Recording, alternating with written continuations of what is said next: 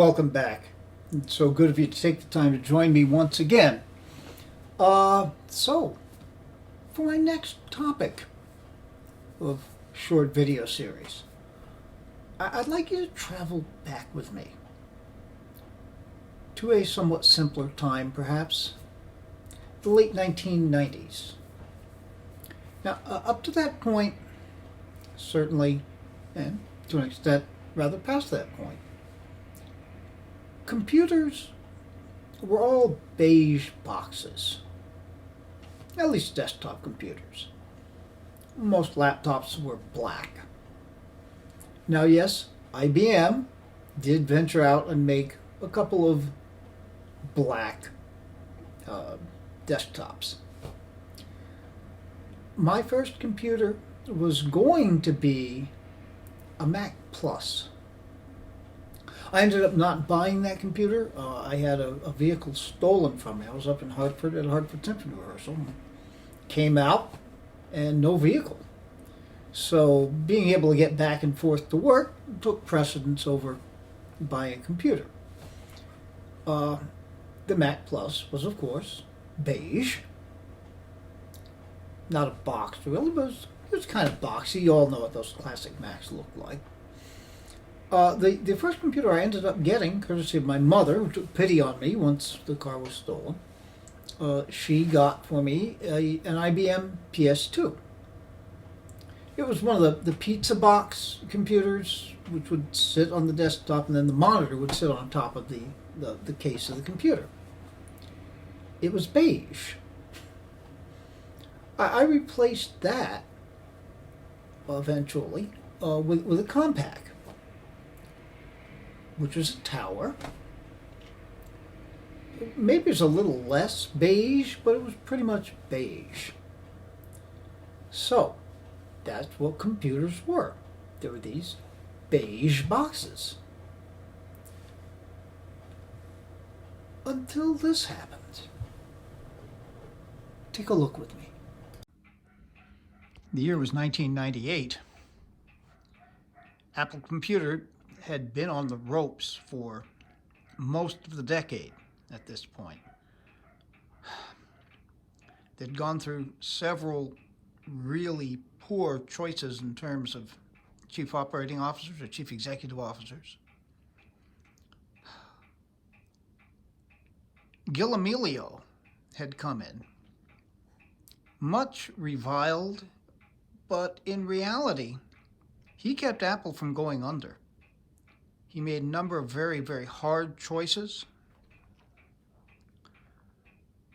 letting go a large part of the workforce, slashing the product line, which was unbelievably confusing, and finally, bringing back Steve Jobs, who came back originally as a consultant to the CEO, Amelio. Jobs then led a rebellion of the board, which ousted Amelio. I think Amelio had a bad rap because without Amelio, Apple would either have been sold and probably disappeared or simply gone bankrupt. One of the great stories, the release of Mac OS 8. Software piracy, of course, was a big thing. Still is, actually. The software pirates, when Mac OS 8 was released, refused to pirate it, saying instead, you need to go and buy this from Apple, otherwise there isn't going to be an Apple anymore. And that certainly helped. Well, when Jobs came in, he introduced this. I had mentioned in the introduction clip the beige boxes. Well, this sure as heck isn't beige. And we're looking at it from the back and side, largely because this is the best way to get an idea of just how revolutionary this was. It sure isn't beige, and it's not a box. This actually is the second generation, the so-called fruit flavor iMacs. It is a tray loader in the optical drive. And this, of course, is the one that they called grape or purple. Carrying handle on the back. I wouldn't really want to carry it by that. You know, it's plastic. I'm afraid it'd just break right off. Now the I/O in there, you can see microphone, headphone jacks, power, USB. Well, actually, no, the power cable is back here. I mistake that. Two USB 1.1 ports with the keyboard plugged in there. Ethernet jack. And remember, this was 1999 that these models came out. The modem port. And in keeping with wanting to maintain the sleek lines, this clever little door with an opening through which you could pass the cords. All right, there's the power. Now, when you look at it from the front,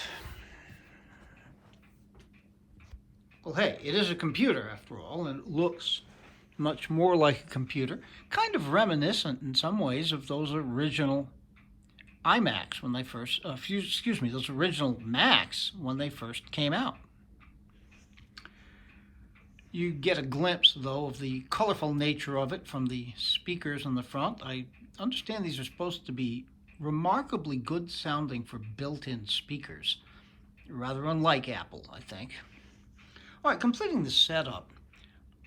We're all wireless here, and this machine pretty clearly doesn't have a wireless card. So I have an Airport Express hooked up, and that's getting the wireless signal and then passing it to the iMac. All right, I've decided to torment myself. This is the Apple USB keyboard and the Apple USB mouse. These were not the original keyboard and mouse that came with this machine, but this machine did ship with this keyboard and this mouse. The mouse design is horrible. This is actually the only rolling ball mouse that I still own. Everything else in the house is optical. And Apple went to optical pointing devices very soon. It tracks pretty well. The big problem is this rounded shape. It can twist in the hand, and you don't realize it, and that, of course, leads to the cursor moving in very strange and wondrous directions. This cable, while it too looks pretty cool, does have a decided tendency to kink up, making the turning of the mouse in the hand that much more of a problem, and you really can't see it. It is typical to Apple, a one-button mouse. I'm kind of getting used to that now. And the keyboard, actually there's nothing really wrong with the keyboard, except it's old and kind of worn out. But at least at first, I'm going to be using it here. So I'm going to set the phone onto the tripod, and we'll get a look at this thing, hopefully, booting up. One of the cool things about the keyboards of this era, harking back to the older Macs, the power button on the keyboard. There it lights up. As I'm sure many of you know, there's going to be flickering on the screen. That's inevitable when trying to record a CRT monitor like this. We should get the idea. Yeah, these were known as the computer that saved Apple. It revolutionized people's thinking. Suddenly, Apple and computers in general became trendy. Everyone wanted one. They were highly marketed as internet-ready machines. You can see the flickering. The screen is absolutely fine. Looking directly at the screen, there's no issues at all. I have no real control over the refresh rate at which I am recording. And no, it isn't 6:09 in the morning. The PRAM battery is obviously dead. Well, we will deal with that another time. Okay, so obviously this was Mac OS 9. Let's get a quick check of the exact version. 9.2.2, so it was updated to the most recent Mac OS 9 release and the last release in the wonderful history of the classic Mac OS. Built-in memory, 96 megabytes. Oh dear. And Apple addressed the problem of the small amounts of built-in memory with the concept of virtual memory, in which you would use free space on your hard drive as though it were RAM. Okay. Well, there's not much else we're going to see here. But yeah, check this out. Mac OS, 23.3 megabytes. How about that? All right, we should look Apple System Profiler.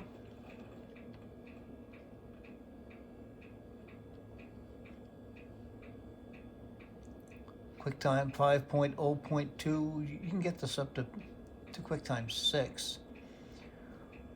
This is an upgrade. This particular version, I've read different ideas of exactly what this shipped with. Some sources say macOS 8.5, others say 8.6. I tend to think it was probably 8.6, but I don't really know. The original Bondi Blue version shipped with 8.1, but quickly got upgraded to 8.5. All right, let's see what we've got here. Machine, disk cache, network overview. There won't be much hardware overview. All right, devices and volumes. That'll tell us something. All right. The hard drive, which is untitled, this has obviously been wiped and a clean install. Capacity of 6 gigabytes, which was pretty normal back in the day. And you've got 5.64 gigabytes available. So, I mean, it's saying percent full at 6 gig. No, at percent full, 6% full. But you can do the math. There's much less than half a gigabyte. The entire operating system and the default applications that go with it are taking up less than 50 megs. It's crazy by modern terms. All right. So yeah, then we've got the Apple USB keyboard.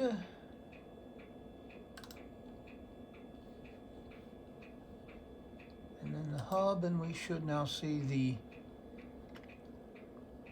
mouse connected. All right.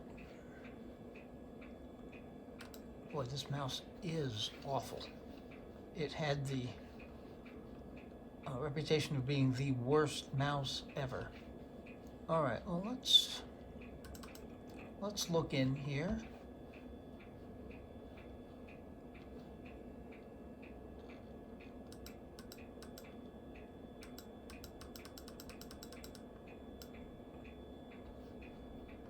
Okay, applications, Apple Extras, Internet Explorer, the various internet utilities, which would include Stuff at Expander, network browser, Outlook Express, QuickTime.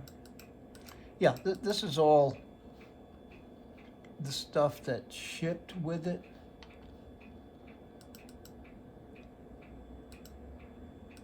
Netscape Communicator. Yeah, that brings to mind Steve Jobs' deal with the devil as he was trying to save uh, Apple computers. He worked a deal with Microsoft. What he really needed and desperately needed was that Microsoft would continue to make the Office suite for Mac. The only way that Bill Gates would agree to do that was if they made Internet Explorer the default browser. And in fact, if you go back, you can find it on YouTube. Jobs' first speech at, I guess it was Macworld, not even sure, where he did that. He got booed. He got booed by announcing that Internet Explorer would be the default browser. And similarly, Outlook Express is the default mail client. So if we click on Browse the Internet,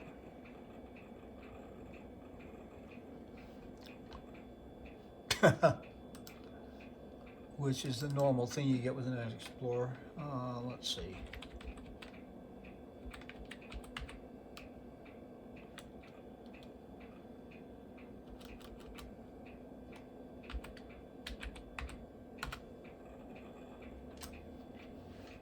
Google always comes up. So we do have successful internet.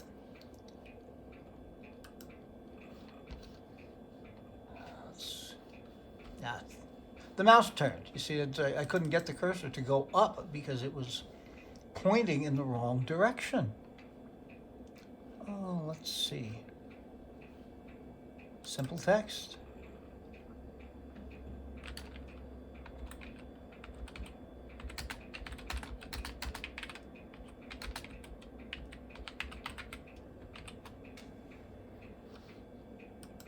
That works fine. I won't save that impressive document. All right, Netscape Communicator. He mollified the people at Apple, or the user base, which so hated the very idea of Internet Explorer being the default, by continuing to keep Netscape Communicator on, which had always traditionally been the default browser. And just for kicks, my old days as a Netscape champion. Oh, we got to create a new profile.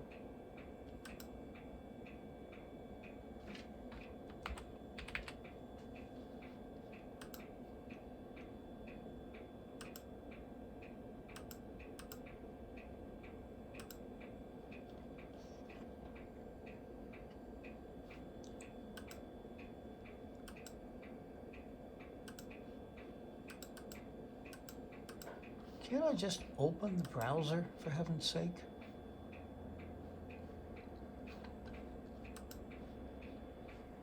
Now, it's been a long time. This is Netscape 4. It looks okay.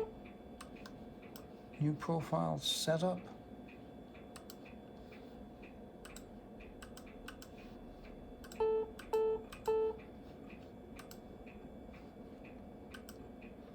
Now, if I cancel it, it just, they insist you have to set up an email account.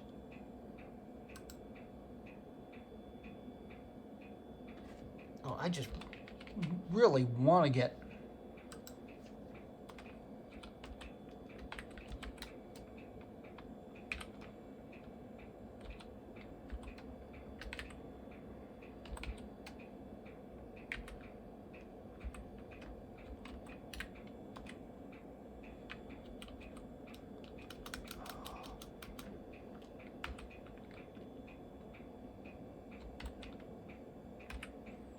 okay.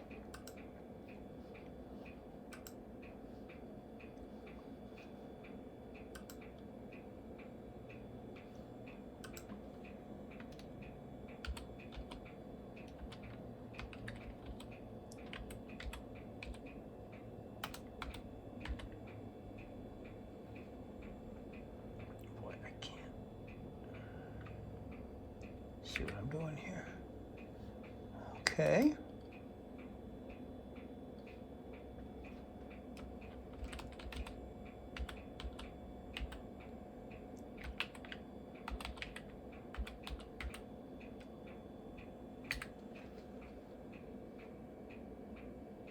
Oh.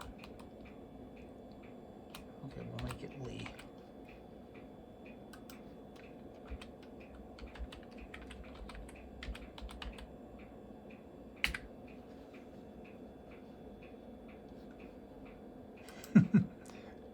Invalid, but might as well make it iMac. And turn on SSL.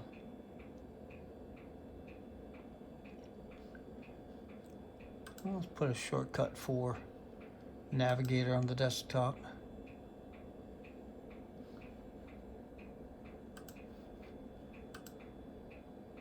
All right, finally,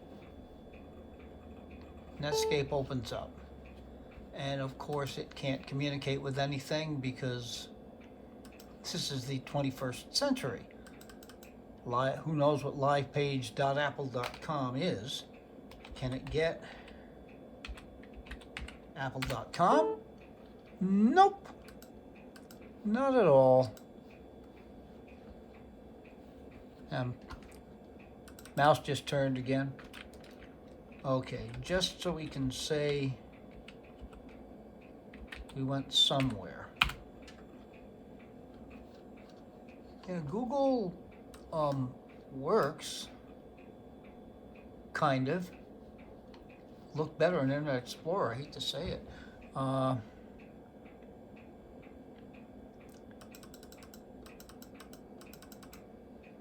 on. Okay.